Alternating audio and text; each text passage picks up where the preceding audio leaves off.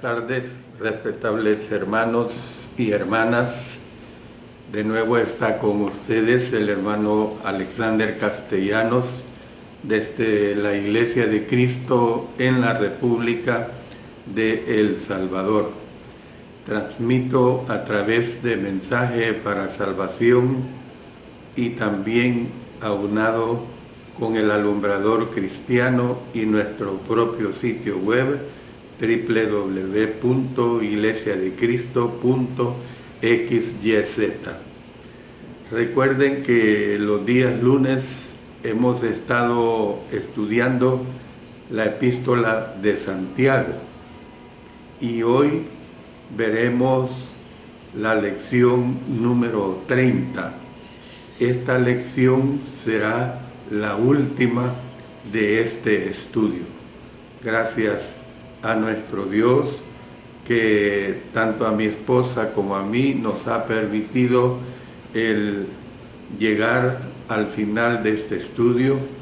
Era un deseo muy especial el poder presentarlo, sobre todo que cuando yo hice la primera lección les mencioné que este comentario o este libro lo escribí hace más de 40 años, porque el total de páginas que tengo es de 353.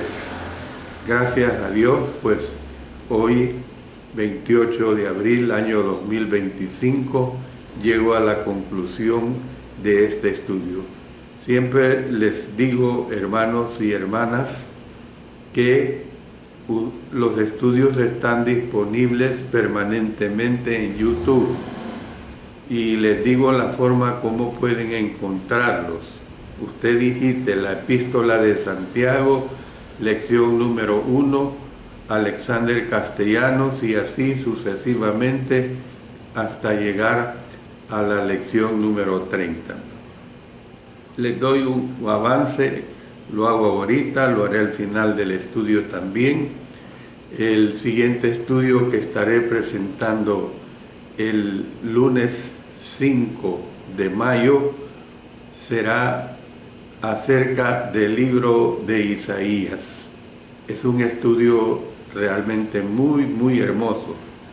Yo ya he estado estudiando mucho acerca de este libro y realmente nos vamos a gozar en este estudio, de tal manera pues que les invito para que siempre nos sintonicen todos los lunes a las 5 de la tarde. Y recuerden que los días miércoles, 5 de la tarde también, hora del Salvador, estamos estudiando la vida y ministerio de Cristo. Mientras tanto, vamos a pedir la dirección del Señor a través de la oración. Señor Dios Todopoderoso, te damos especial agradecimiento porque presentamos tu palabra y especial agradecimiento porque este día concluimos el estudio de la epístola de Santiago, esperando y deseando que sea de mucha utilidad para la hermandad. Gracias, Señor, por haberme dado la oportunidad de haberlo hecho, a pesar de que en tiempos pasados mi salud no estuvo muy buena. Gracias por ello, Señor. Bendice a todos los que escuchan. Bendice también a tu servidor, que el Espíritu Santo me dirija y que siempre tú seas honrado y glorificado. En el nombre de nuestro Señor Jesucristo. Amén. Amén. Bueno, la parte que hemos estado estudiando corresponde precisamente a lo que es el poder de orar, basado en Santiago 5, 14 hasta el verso 18. De tal manera que vamos a proseguir con el versículo 16. El versículo 16 nos dice: confesaos vuestras ofensas unos a otros. En los versículos 13 al 15, Santiago ha recalcado el poder de la oración en tiempo de sufrimiento, en tiempo de gozo y en tiempo de debilidades. A causa de que la oración obra, por lo tanto, también oremos unos por otros en relación o pertenencia al pecado. Doy una aclaración muy importante. En este verso, Santiago no está mostrando la manera que tienen los católicos de confesar a un cura los pecados. Ningún hombre aquí en la tierra tiene poder para perdonar pecados, y así se lo hayan enseñado, y así se lo hayan manifestado, y así lo hayan ordenado. Que se lo creen, pero realmente es totalmente contrario que un cura tenga poder para perdonar los pecados de un ser humano. El único que perdona pecados es nuestro Señor Jesucristo.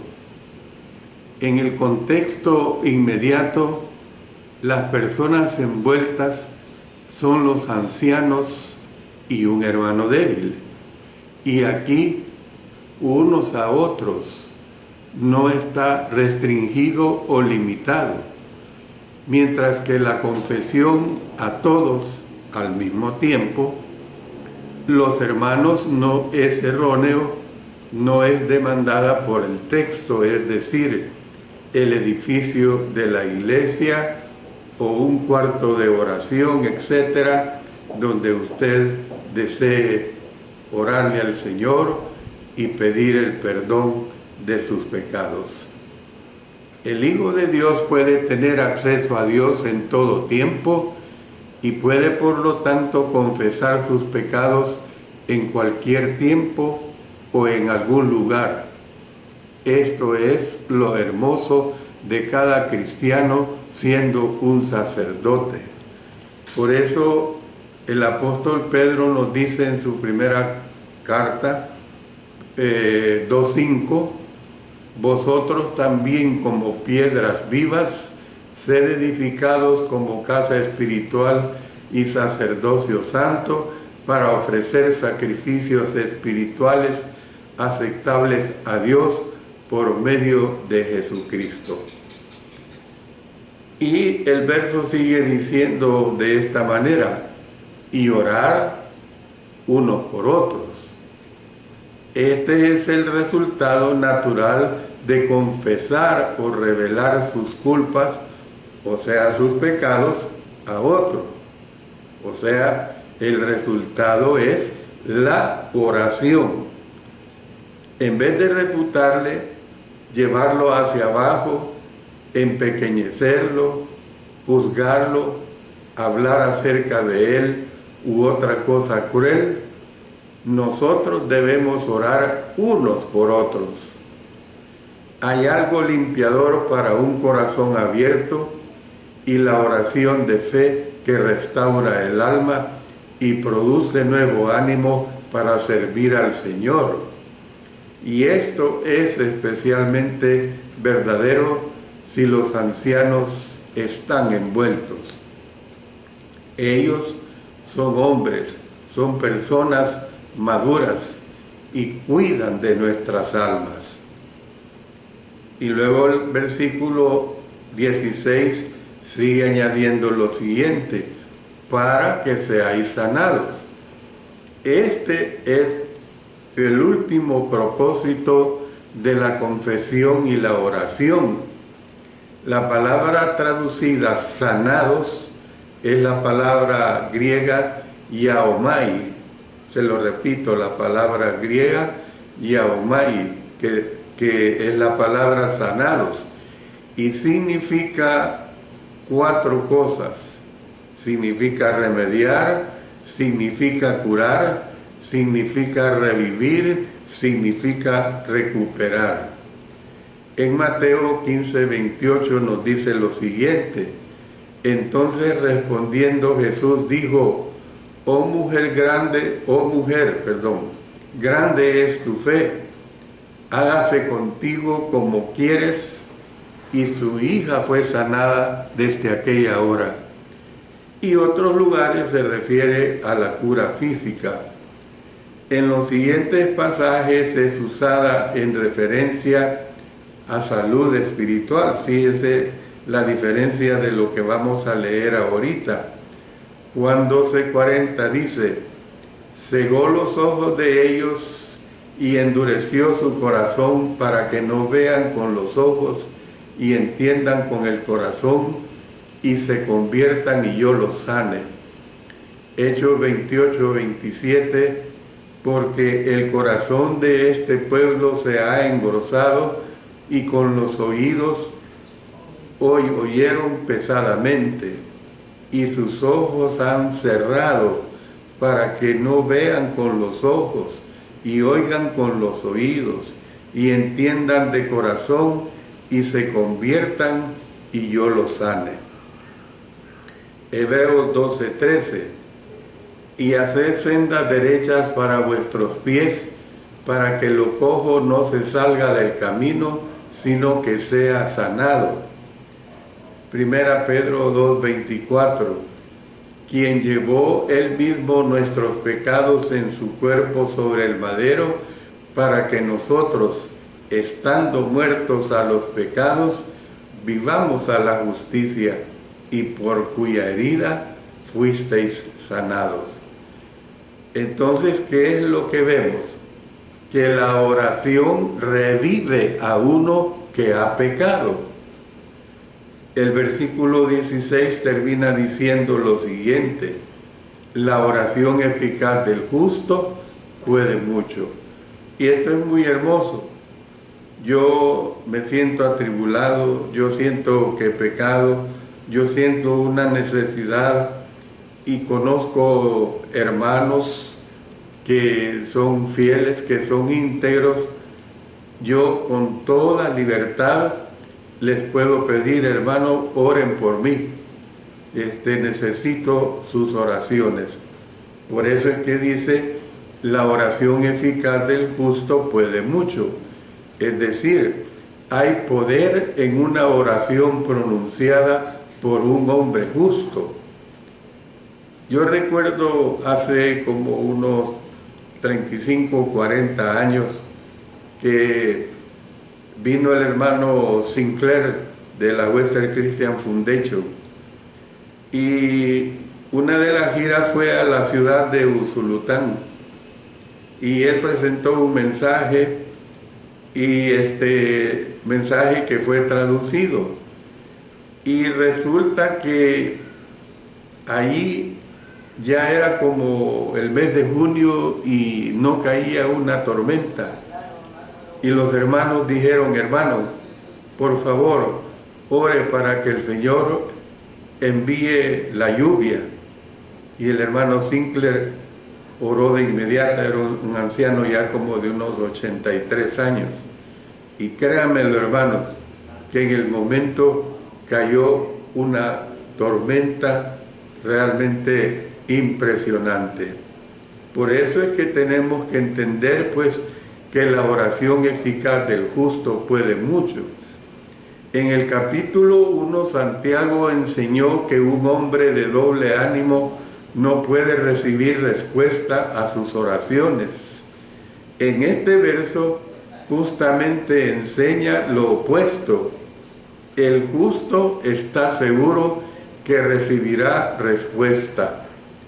El hombre justo no está específicamente identificado en nuestro texto, pero ciertamente se aplica a los ancianos de la iglesia, así como a otros hombres piadosos.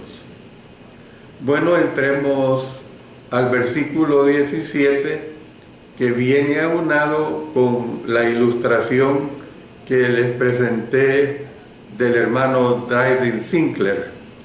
Mire lo que dice: Elías era hombre sujeto a pasiones semejantes a las nuestras. Santiago ahora usa a un famoso profeta del Antiguo Testamento como un ejemplo de aflicción y oración ferviente. Santiago les asegura que Elías fue justamente como un humano, o sea, la misma naturaleza, así como eran ellos. Él también sufrió tales cosas, así como ellos las sufrieron. Este acontecimiento histórico bajo consideración es recordado en 1 Reyes capítulos 17 y 18. Usted puede ocupar tiempo en leer estos dos capítulos. Y sigue diciendo este versículo de 17. Y oró fervientemente para que no lloviese. Literalmente Santiago está declarando que Elías oró con súplica. Esto implica perseverando con gran fervor. Él no suplicó una o dos veces, sino más bien una continua súplica a Dios para que hiciera llover. Y luego dice el versículo 17, y no llovió sobre la tierra por 3 años y 6 meses. Esto es prueba de que Dios contestó la oración del hombre justo. La llave de su victoria es la llave de nuestra victoria. Ferviente oración.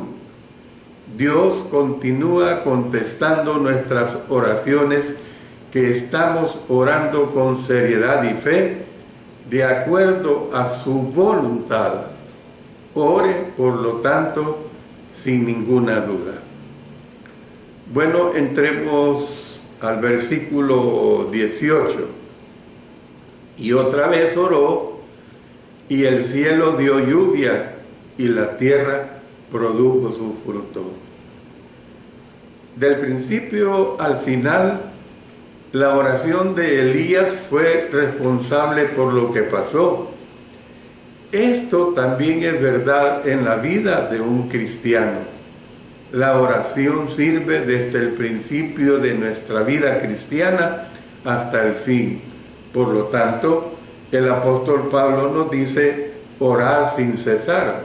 1 Tesalonicenses 5:17. En conclusión de esta sección, voy a usar un cuadro. Yo lo tengo el cuadro acá, espero que usted me pueda comprender lo que voy a expresar. Voy a hablar de la condición, de la conducta y los resultados. Primero, ¿cuál es la condición? Sufrimiento. ¿Cuál es la conducta? Orar. Resultados: ayuda, comodidad. Otro enunciado: ¿cuál es la condición? Alegría. ¿Cuál es la conducta? Pecado. ¿Cuál es el resultado? Gozo. Tercero, ¿cuál es la condición? Enfermo, o sea, débil. ¿Cuál es la conducta? Los ancianos, a través de la oración. ¿Cuál es el resultado? Dios le levantará. Quinto, pecados. Es la condición. ¿Cuál es la conducta? Confesar, oración. ¿Cuáles son los resultados? Perdonar y se es curado. Y luego, por último, ¿cuál es la condición? La justicia. ¿Cuál es la conducta? Sirve. ¿Cuál es el resultado? De mucho. O sea, la justicia sirve de mucho. Eso es lo que podemos resumir de todo esto que he venido presentándoles. El versículo 19 nos dice lo siguiente: hermanos, si alguno de entre vosotros se ha extraviado de la verdad, fíjense bien que este es un versículo que enseña de hermanos extraviados. y si estos hermanos extraviados no vuelven al camino del Señor, evidentemente están destituidos de la gracia de nuestro Señor. Y esto lo digo precisamente para aquellas falsas enseñanzas que dicen que la salvación no se pierde. O sea, que una vez uno obedeció al Señor, no importa lo que uno haga, al fin y al cabo, el 15 de noviembre de 1967, que yo fui bautizado a la edad de 18 años, haga lo que haga, yo nunca voy a perder la salvación. Es una enseñanza muy errónea. Hermanos, si alguno de entre vosotros se ha extraviado de la verdad, Santiago ahora da instrucciones a los hermanos para restaurarles del error entre ellos. La palabra errar significa extraviado y recalca errante lejano, recalca causar errar y recalca llevar por mal camino. Todo eso significa el estar extraviado. Entonces, la interrogante es, ¿estaban siendo llevados algunos de estos hermanos por el mal camino? Claro que sí. A través del libro de Santiago constantemente ha llamado su atención a su condición de impiedad, o sea, maldad. De este modo, ellos estaban errando. Errar es frecuentemente usado en referencia al error doctrinal o al engaño religioso. Miren lo que podemos comparar con Mateo 22, 29. Entonces respondiendo Jesús les dijo, ¿erráis ignorando las Escrituras y el poder de Dios? Marcos 12, 24 y 27 también dice, entonces respondiendo Jesús les dijo, ¿no erráis por esto, porque ignoráis las Escrituras y el poder de Dios? Dios no es Dios de muertos, sino Dios de vivos, así como vosotros muchos erráis. Hay algunos que enseñan que el Hijo de Dios, o sea, el cristiano, una vez salvado, no puede pecar o errar. Como lo dije hace un momento, esta doctrina es totalmente falsa. El apóstol Juan escribió en 1 Juan 1:8, si decimos que no tenemos pecado, nos engañamos a nosotros mismos y la verdad no está en nosotros. El Hijo de Dios, la hija de Dios, no solamente puede pecar, él puede también caer de la gracia. Por eso el apóstol Pablo escribió en Gálatas 5:4, de Cristo os desligasteis, los que por la ley os justificáis, de la gracia habéis caído.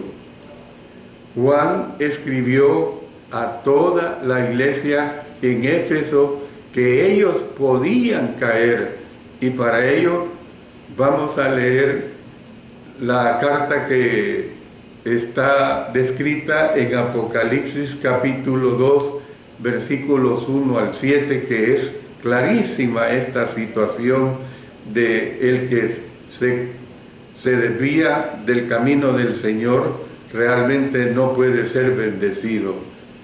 Escribe al ángel de la iglesia en Éfeso, el que tiene las 7 estrellas en su diestra, el que anda en medio de los 7 candeleros de oro, dice esto: yo conozco tus obras y tu arduo trabajo y paciencia, y que no puedes soportar a los malos, y has probado a los que se dicen ser apóstoles y no lo son, y los has hallado mentirosos, y has sufrido y has tenido paciencia, y has trabajado arduamente por amor de mi nombre, y no has desmayado.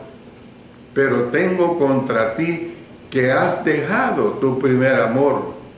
Recuerda, por tanto, de dónde has caído. Póngale cuidado a esto. Recuerda, por tanto, de dónde has caído y arrepiéntete y haz las primeras obras, pues si no, vendré pronto a ti y quitaré tu candelero de su lugar si no te hubieres arrepentido. Más claro no puede ser. Pero tienes esto, que aborreces las obras de los nicolaitas, las cuales yo también aborrezco. El que tiene oído, oiga lo que el Espíritu dice a las iglesias. Al que venciere, le daré a comer del árbol de la vida, el cual está en medio del paraíso de Dios. También el apóstol Pedro escribió a los maestros apóstatas que podían caer y que su postrer estado vendría a ser peor que el primero. Mire lo que nos dice 2 Pedro 2, 20 al 22. Ciertamente, si habiéndose ellos escapado de la contaminación del mundo por el conocimiento del Señor y Salvador Jesucristo, enredándose otra vez en ellas, son vencidos, su postrer estado viene a ser peor que el primero, porque mejor les hubiera sido no haber conocido el camino de la justicia, que después de haberlo conocido, volverse atrás del santo mandamiento que les fue dado. Pero les ha acontecido los del verdadero proverbio: el perro vuelve a su vómito y la puerca lavada a revolcarse en el cieno. Demas dejó a Pablo por el mundo. Dice 2 Timoteo 4:10, porque Demas me ha desamparado amando este mundo y se ha ido a Tesalónica. Crescente fue a Galacia y Tito a Dalmacia.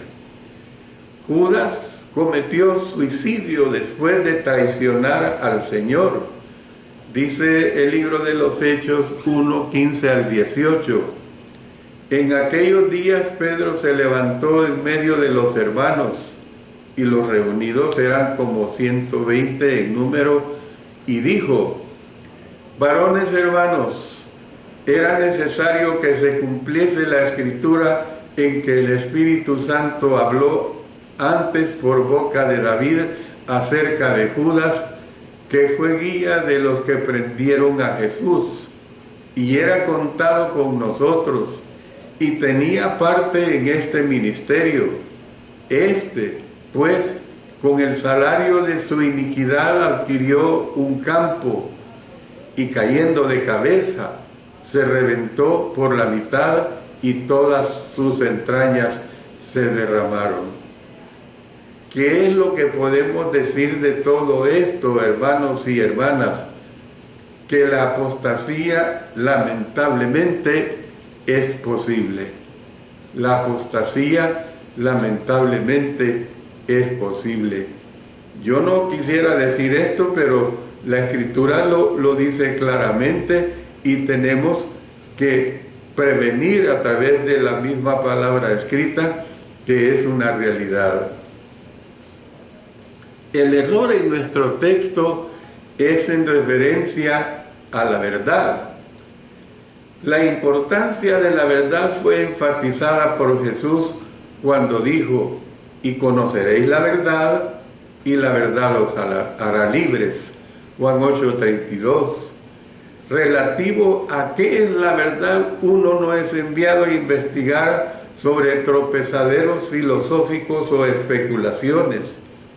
El único que nos dio a conocer la verdad también nos dijo qué es la verdad.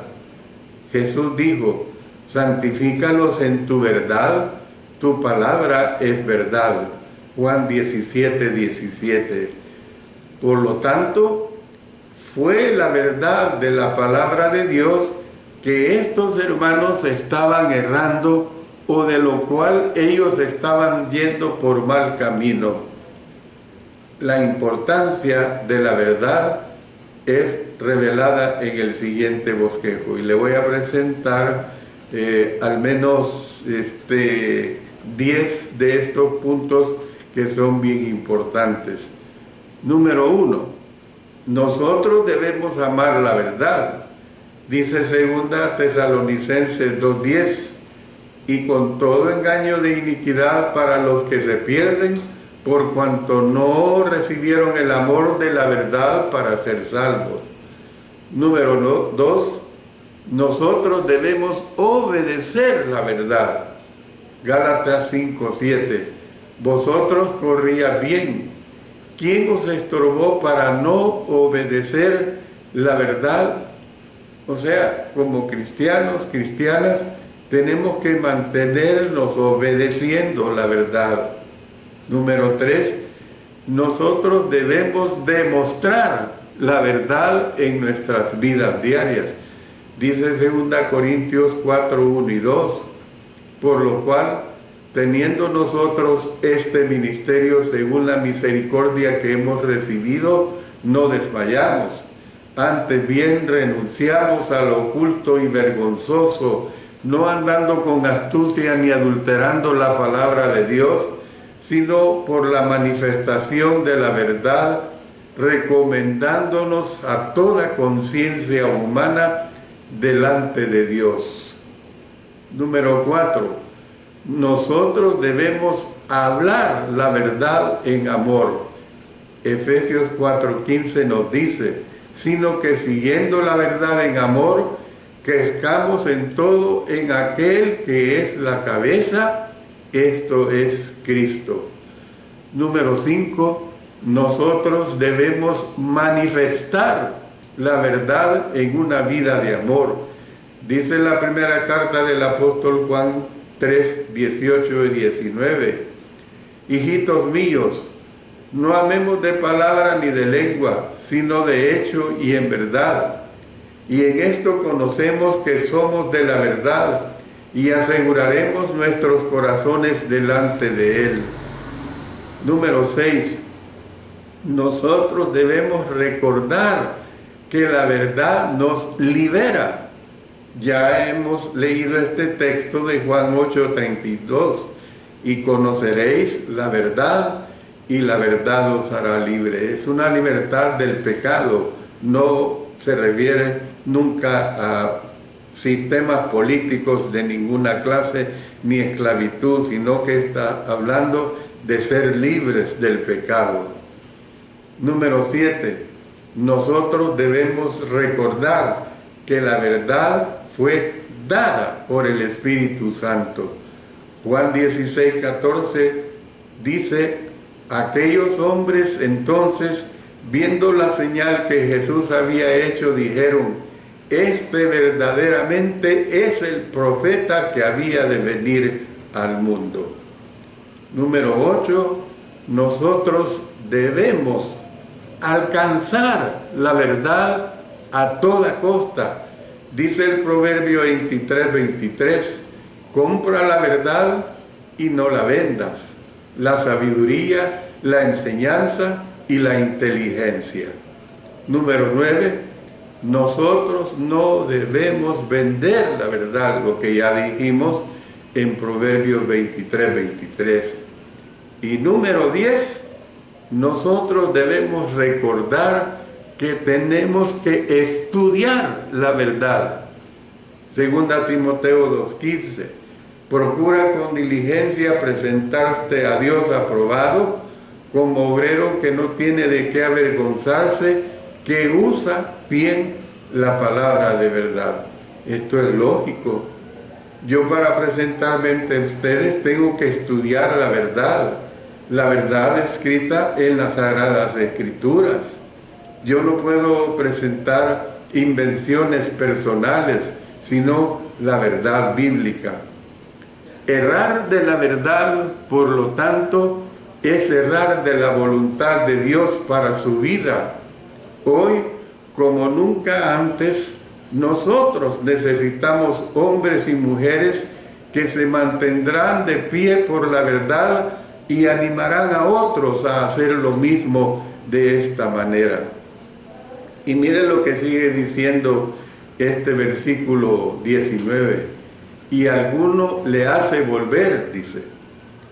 Esta es la responsabilidad que nosotros tenemos hacia un hermano extraviado, una hermana extraviada. Nosotros debemos hacerle volver. La palabra volver significa girar cerca de, también significa girar hacia, también significa volver atrás. Por lo tanto, cuando un hermano se aleja de la verdad, él se aleja del Señor. Cuando una hermana se aleja de la verdad, ella se aleja del Señor. Yo tengo la obligación de tratar de volverle hacia la verdad y al Señor.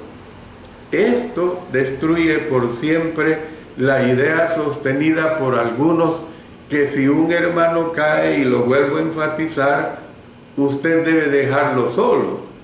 Esto no es lo que la Biblia enseña. Yo tengo una obligación hacia mi hermano extraviado para ayudarle. Dice en Gálatas 6, 1 y 2 por el apóstol Pablo: hermanos, si alguno fuere sorprendido en alguna falta, vosotros que sois espirituales, restaurarle con espíritu de mansedumbre, considerándote a ti mismo, no sea que tú también seas tentado. Sobrellevad los unos las cargas de los otros y cumplid así la ley de Cristo. Contrario a lo que algunos enseñan y creen, una persona que ha caído puede volver. Esto es lo que específicamente enseñó en respuesta a la acusación por los fariseos. Dice en Lucas 15:2, y los fariseos y los escribas murmuraban, diciendo: este a los pecadores recibe y con ellos come. Lea usted también, es otra tarea, lea todo el capítulo 15 de Lucas para ver cómo Jesús contestó a estos cargos. Judas escribió en sus versos 22 y 23, a algunos que dudan, convencidos, a otros salvad arrebatándoles del fuego, y de otros tened misericordia con temor, aborreciendo aún la ropa contaminada por su carne. Nosotros, hermanos y hermanas, tenemos una obligación de amor para ayudar a volver al hermano a Cristo Jesús. Y entremos al versículo 20. Sepa que el que, ahí me quedo, el que está bajo consideración es el que está haciendo que el convertido vuelva. Es el que está haciendo porque vuelva la oveja perdida. Y luego dice: haga volver al pecador del error de su camino, salvará de muerte un alma y cubrirá multitud de pecados. Esto es el por qué la persona restaurada es importante. Salvará un alma de la muerte. Sea cuidadoso en notar que el alma salvada de la muerte se refiere, por supuesto, a su muerte espiritual. Es el hermano extraviado, no el que está haciendo el trabajo de restauración. La muerte bajo consideración obedece el Evangelio. El apóstol Pablo recordó a los efesios de este hecho cuando él escribió en Efesios 2:1: y él os dio vida a nosotros cuando estabais muertos en vuestros delitos y pecados. Judas llamó a quienes caen 2 veces muertos. El verso 12 de Judas. Esto es el por qué debemos nosotros tratar de salvar al hermano. entre más tiempo él se estanque en el pecado, más cerca estará al punto que ya no pueda cesar de hacer el pecado. Dice en 2 Pedro 2:14, tienen los ojos llenos de adulterio, no se sacian de pecar, seducen a las almas inconstantes, tienen el corazón habituado a la codicia y son hijos de maldición. Cuando él alcanza este punto, no hay esperanza para él. No es que Dios no acepte que él vuelva. Él estará obligado por el hálito del pecado que volverá atrás. Esto es el peor o lo peor que nosotros no debemos esperar o dilatar cuando vemos a un hermano o una hermana adelantado o que sigue caminando en su culpa o pecado. Nosotros debemos movernos con gran prisa para restaurarles su primer amor. Que este trabajo de restauración es negligencia, queda sin respuesta. Se ha estimado que en muchas congregaciones hay muchos miembros infieles de la iglesia que les vemos como miembros fieles. Esto ilustra que nosotros somos grandemente negligentes para con el extraño. ¿Cuántos hermanos extraviados están en su congregación? ¿Qué está haciendo usted para restaurarle? Recuerde lo que dice Santiago 4:17, y al que sabe hacer lo bueno y no lo hace, le es pecado. Entonces, ¿qué podemos concluir de esto? La restauración del extraviado comienza con usted. Y luego sigue diciendo el versículo 20, y cubrirá multitud de pecados. Cuando la persona restaurada vuelve al camino de la luz, sus pecados son, por lo tanto, otra vez cubiertos por la sangre de Cristo. Miren lo que dice el apóstol Juan en el capítulo 1, verso 17. Pero si andamos en luz, como Él está en luz, tenemos comunión unos con otros, y la sangre de Jesucristo, su Hijo, nos limpia de todo pecado.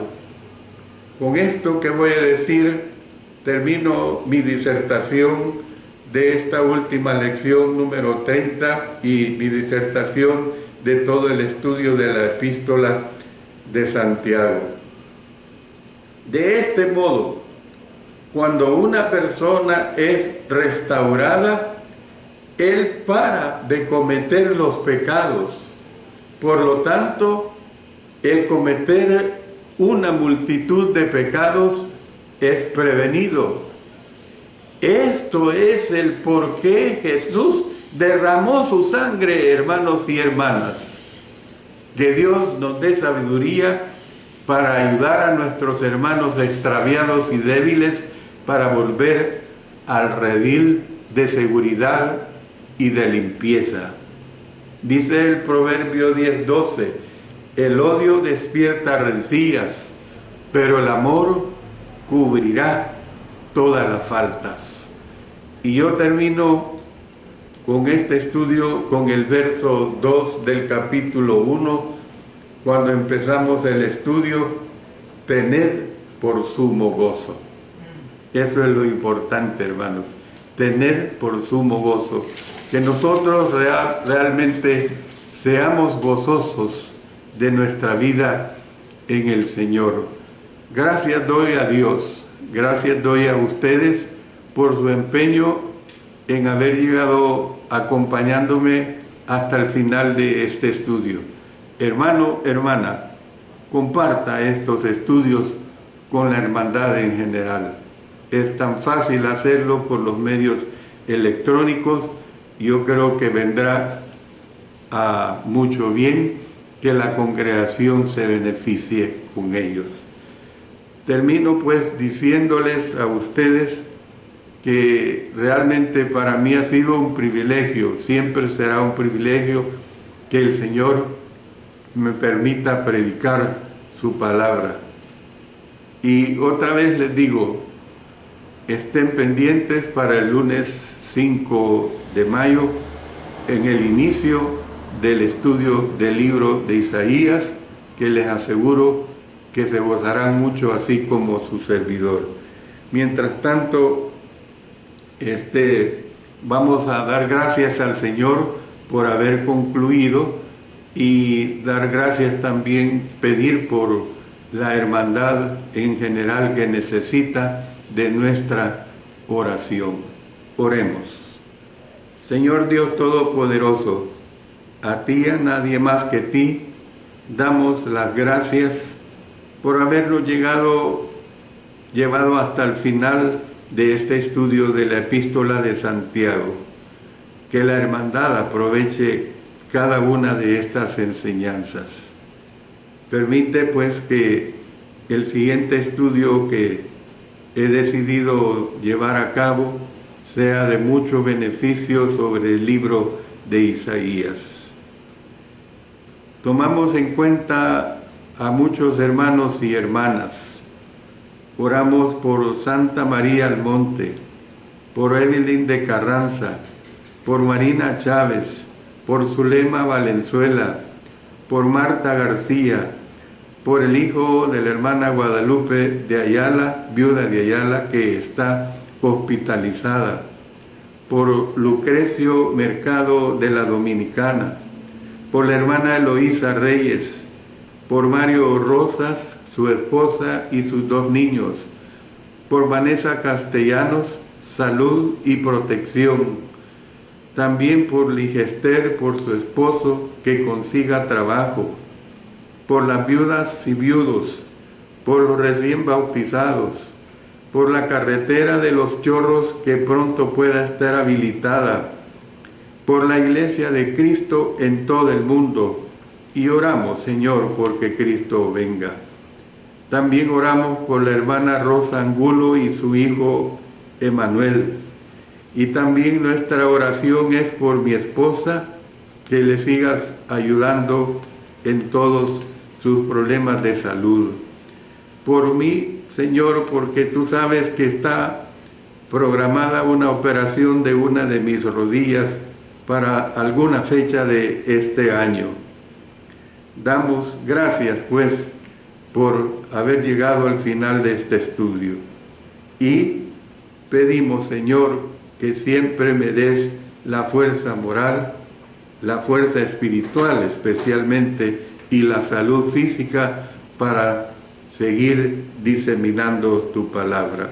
Oramos en el poderoso nombre de nuestro Señor Jesucristo. Amén. Amén.